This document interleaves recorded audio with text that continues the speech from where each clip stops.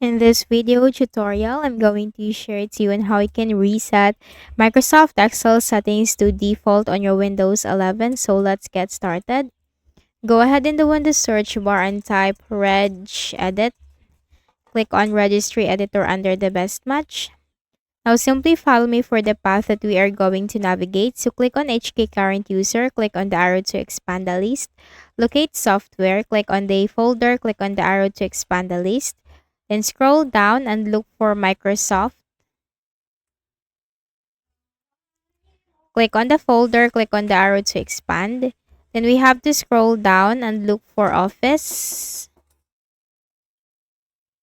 This one. Click on the folder, click on the arrow to expand. Here you'll find 16. Then click on the arrow to expand. Then here you'll find Excel. Make a right click and then select Delete.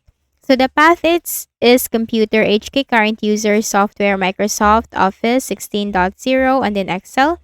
Right-click on the Excel folder and select Delete. By deleting it, that will reset the Excel settings to default. And after that, you just need to open Microsoft Excel again, and that's it. So do not forget to hit the like button and subscribe to this YouTube channel for more tutorials like this. Thank you for watching this video.